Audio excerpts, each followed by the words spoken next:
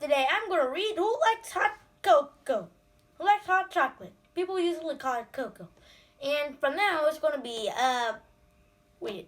Because now I am going to take my mom's phone, set up camera, and just let you see the footage here and show it back. Oh wait, no. I am going to, my view is going to shrink. Like the camera you seeing me right now is going to shrink. I am pretty sure you're seeing it right now. And this screen will be right beside me, like big. Of course, you won't see it because it's happening right now. But when I record this video, meh, a huge major meh. Because like, why? Alright, who like hot chocolate? Now the additional of adrenaline. Alright, focus question. What lesson does Mike learn about having a successful business? Alright. Mike McCarthy hold hot from foot to foot, trying to keep warm. A car drove by on occasion, but no one was stopped. And when the mail carrier approached, Mike perked up. She bought a cup of lemonade that summer, but when his hope eyes meet her, she shook her head regretfully. Sorry, she said. I'm still trying to drop the 5 pounds I put on for Christmas. She handed him the meal. Wish him luck, hopped into a truck and sped away. Do you mean sped away like a robber? Or do you mean sped away like in quick? Because I'm pretty sure people usually use sped away for robbers because like after a successful heist, it's just like. So yeah, I don't think that they're supposed to. Like no, I think that they're supposed to say, but they don't say anything. She just went in a truck and sped away. Right. Mike glanced down at the advertising flyer the postal carrier had just handed him. It announced, "Lemons in season." He shook his fist at the bright and beautiful citrus. "Curse you, lemons!" he said. Then he laughed bitterly and swiped at his nutty nose. Bitterly?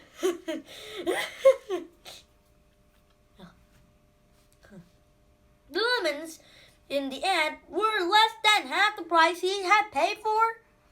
He had run his lemonade stand the previous summer.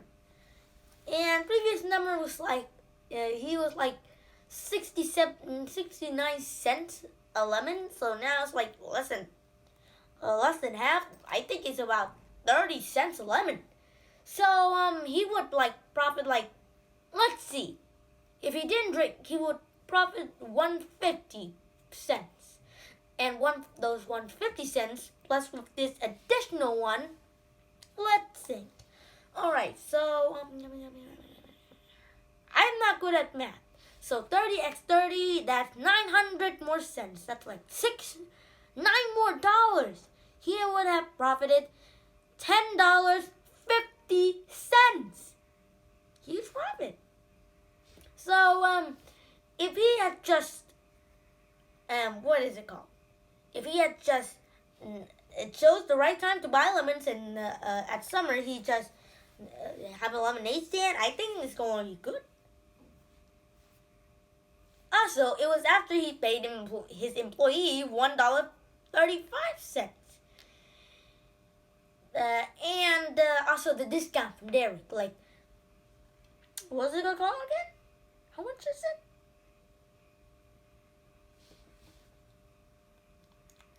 That is like, okay, 100 minus 60, 55.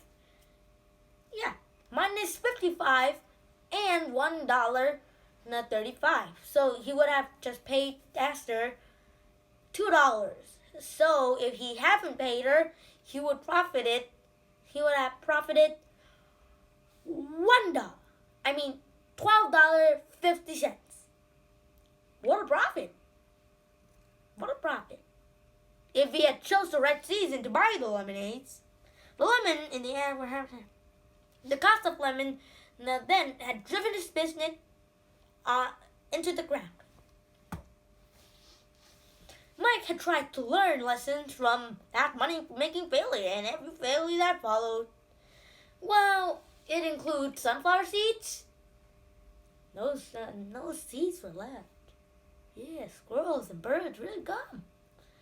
Then in the fourth book is Halloween. But in book 5, he does have a business on teeth. No, that didn't work out. And in 6, he goes on strike, which is not a business at all. Then after that, it's like 7. Yeah, 7. 7. What is 7? Oh yeah, he actually bought the spy kit and then tried to get a clothes business. Yeah, 3 businesses in total. Well, no, 4 because that included the lemonade stand. But the truly terrible thing was that lemons are in season right now in February. What kind of lesson is that? Is what Mike thought. Wait a second. This is total carnage. I'm going total carnage. For some reason, this is not recording. It's supposed to have a red lining up here, and it's supposed to be recording, but now it's not. Alright. So I'm angry. Alright, so I just went back and I first thought, my room was full of flies. Yeah, flies, not mosquitoes. They're big. Not like this small. They're not mosquitoes. They're flies. Little flies. Like this big. I wonder. One's coming right now. Don't you dare interrupt me again. Alright, this time I hope it will not go out. Not power out. So, yeah. Hopefully it's going to work out. Oof. Who likes hot chocolate? What lesson learned by Mike? Alright, I still have to read from the beginning though. Like 3 pages. 2 full pages and a not full page. Mike McCarthy hopped foot to foot, trying to keep warm. A car drove by on occasions, but nobody stopped. When the mail carrier approached, Mike perked up. She bought a cup of lemonade last summer, but when his hope wife met her hand. Well, I just realized another thing. It has blacked out again. Alright, look. Here's when I record, right? There's supposed to be like a red top here. So when I click on this, I can stop it. But now, suddenly, it's not there. I wonder what's wrong.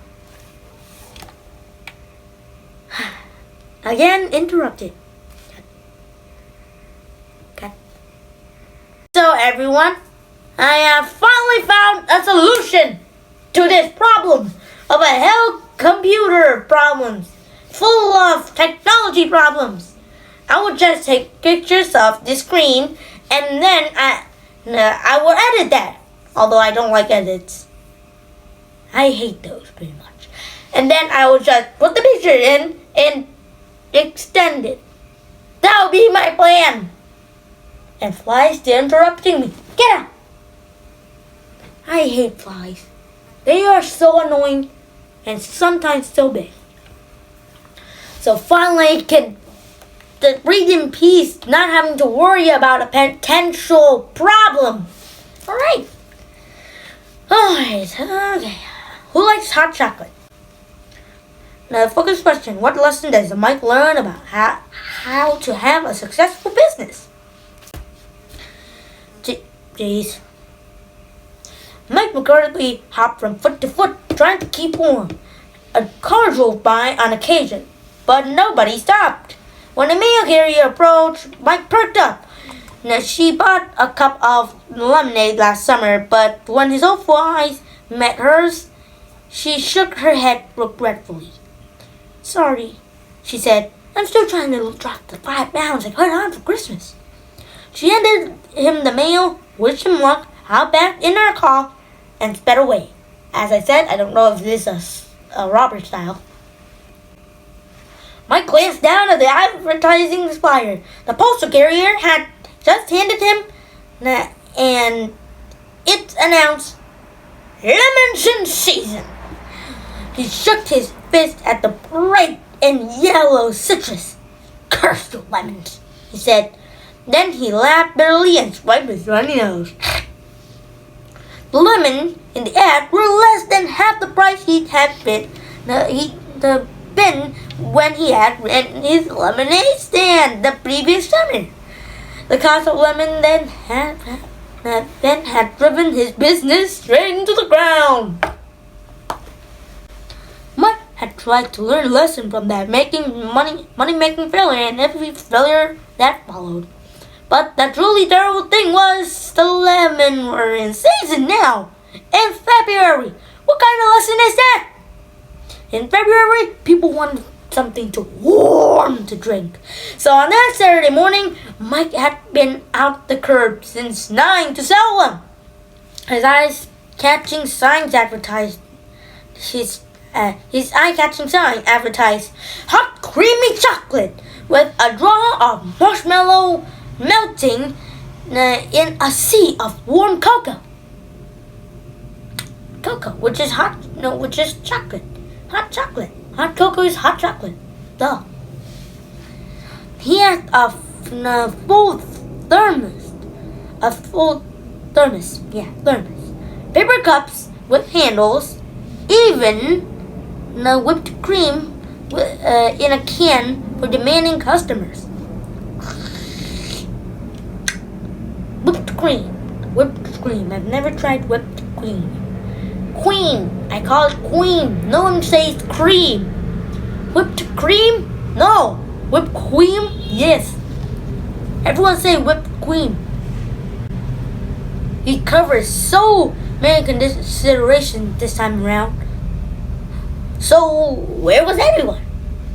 Sure, it's only 17 degrees. Like minus 8 degrees Celsius out. Colder with the wind chill, but sun was shining, sort of. What's with wind chill? Wind chill makes the air feel colder than it is because the wind has a chilling effect on our bodies. We never experienced those in Vietnam anyways, so we don't need to worry. Also, the wind chills might carry snow, dust. So yeah, we don't have snow. Why would we have to worry? Wind chill, get out of here. Useless information, but still something. The stronger the wind, the faster warm things like our bodies lose heat. Study the chart. If the wind is blowing at 20 miles per hour or 32 kilometers per hour, when Mike stood outside, what's his approximate wind chill? So look at the categories here. According to the categories, 20 miles per hour or 32 kilometers per hour. Here, it is like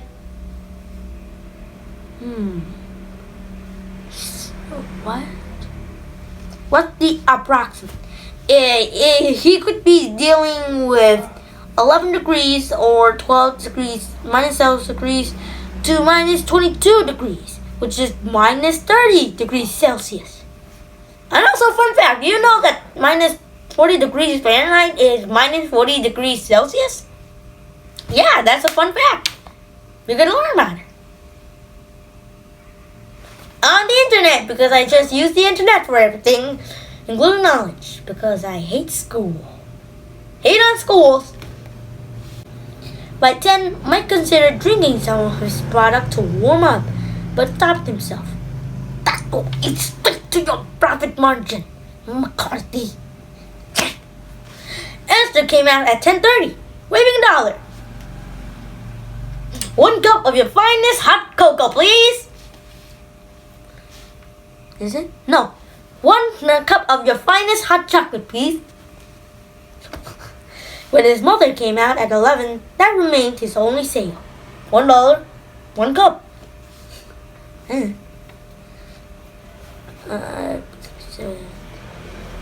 That made his own sale. And the chill has settled into his bones. Bones? I don't think bones have feelings. Although my teeth are bones and they do feel cold. Like feeling it break. Because I'm not really good at eating ice. Yeah. Honey? And she's... Mosquito! She said. Come inside. Come on inside. Mike tried to set his jaw. Unsuccessfully.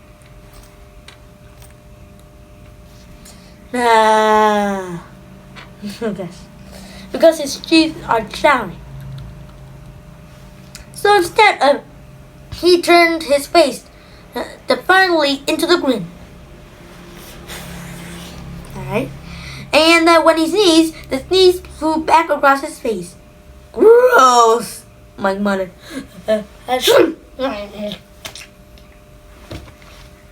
Gross. That was the last straw. Mike let his mom let him inside and ran him a hot bath. Okay, get that? He soaked in it for half an hour, 30 minutes. I usually soak more than 30 minutes. If I have a bath. When I was small, I really liked being there. It was like, it's just so warm. No, it's just like a warm haven. It's just like when you just want to sleep on a very cold day of winter. The coldest day of winter. And just like, why would you want to get out? It's a hot tub. It's nice. Yeah. Uh-oh. They're coming back again.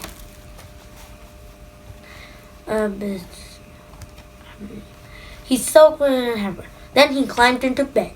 Pickle curled up beside him and promptly fell asleep. Mike now stared at the ceiling. His parent crept in and sank onto the end of his bed. What's the matter, Mike? The matter, Mike intoned heavily, is that I am a failure.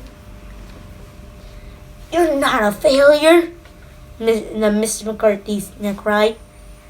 Mr. McCarthy scratched his head. We've been wanting to talk about your mania for money, though. Esther wandered in. What is this? Grand Central Station? Mike cried. Mr. McCarthy started again. You're trying to buy the spy kit. Then you bought the spy kit. Then you turned around and sold your coat. Why? Mike stared at the ceiling and said nothing.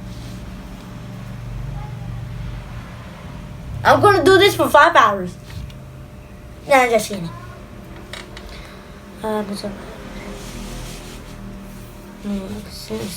What could he say? You didn't need the money for something else. His mom prompted. Derek isn't trying to sell you anything we got for Christmas, his dad suggested. You're not being bullied, his mom asked. Not in any way. Slowly, miserably, Mike met their eyes. Then just as slowly shook his head. Right? It's not the money, he said. I don't really care about the money. His parents stared at one another. In surprise. Their worried expression made him feel awful. What happened is, I got the fever. The fever? His dad repeated cautiously. Mike nodded. I was like one of those gamblers at Las Vegas. But isn't that what the but isn't that what the guys care about? The money? Yes, said Mike slowly. But more than that, I think they care about winning. It feels so good to win, you know? Otherwise, why keep gambling when you already won big? You just take the money and walk away. No, I don't have money to walk away with. Oh, this is going to be my currency of money. See ya. I already won. I'm not going to gamble more. Yeah. So, you're a gambler, Mrs. McCarthy said doubtfully. No! objected Esther. No, agreed Mike. He groaned and shook his head. Yeah. But Esther smiled at him and encouragingly. Soon Mike went on. That's Master, by the way. I mean, I done some bad things, or nearly done them. I sold Dad's awesome coat. I was going to sell my teeth. I almost stole from starving kids in Botswana or Uruguay or somewhere hungry. I haggled with the tooth fairy. Who haggles with the tooth fairy? I mean, what a jerk. It seems like you're willing to do anything to make a quick buck. And each time, part of me was like, why are you doing this stuff? Wait, no. Why is there a space right here when it was still Mike's dialogue? This is absolutely dumb. It seems like I was willing to do anything to make a quick buck. And each time, part of me was like, why are you doing these things? What is it that you want? I mean, yes, I wanted the spy kit. I wanted to win. I wanted the money. But Mike's voice wavered. But now lemons are in season. Mike's voice broke. I'm like that guy who just tried to push up a rock up a hill and then keep falling down his face, rolling down his back on his face. Actually, fun fact. I think he was talking about Sisyphus. So let me. I'll just tell a quick one. So Sisyphus is a king who tricked death twice. So the first time he was a very terrible king. He made his people donate, contribute, and then he killed them to show off his power. And he even killed his wife and adopted his younger nieces as new queens. So that enraged Zeus, and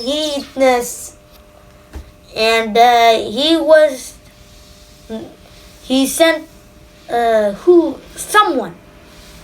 different god to chain him up in hell. And then when Sisyphus was asking him how the chains work, Sisyphus bound the person who was supposed to bound him instead, and gone up out of the hell.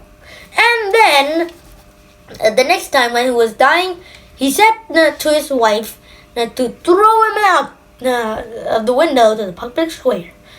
And he got washed up to a river to someone. And then he said to the Queen of the Underlord, that his wife has treated him unnicely by not giving a proper burial, and asked if he can go back to the land of the living to punish her.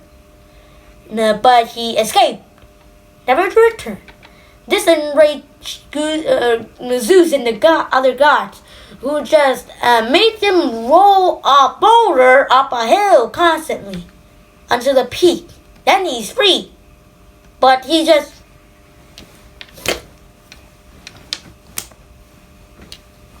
Yeah, you get it. Yeah. I think you said I'm talking about Sisyphus, the first king of, I don't remember. Now he turned over and gave his sparrow a discouraged punch. No, that's not a pillow. Discouraged punch. Then he sat up and propped it behind his back. It's depressing, he said, but he sounded less depressed. Hey, it's depressing. I mean, sure, if somebody handed me $1 million, that would be fantastic. But how much more fantastic to make it? Lottery? Flies again? Esther beamed and nodded. Mike's head lifted a bit. Yeah, he said, almost to himself. I just went about it wrong. When Mike got excited, his right foot jiggled. Now his family watched. The bat spread over his foot began to shake.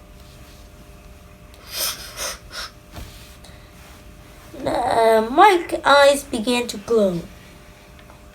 Oh. His parents looked at one another sighed in relief. Mike was back. Okay. Take birthday money. You spend that money and it's gone. Same thing with selling Christmas clothes or tea. Sure, you sell all the stuff you already own, but then what? A life of dentures? That's what.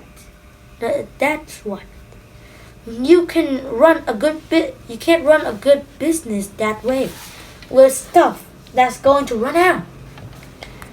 Limited resource, offered his dad, helpfully. Right, Mike cried, pointing at them. And that's a rotten business model. I want a business that can go and go. There's a word for that. What's that word? Sustainable, his mom said. Right, cried Mike. I want a business that is sustainable. I'm going to be a businessman. No, not really. The demand has to be sustainable. Not something people actually want or need. But the supply has to be sustainable too. Because business is forever. He handed Pickle to his sister. Now pushed his back his cover and jumped to his feet.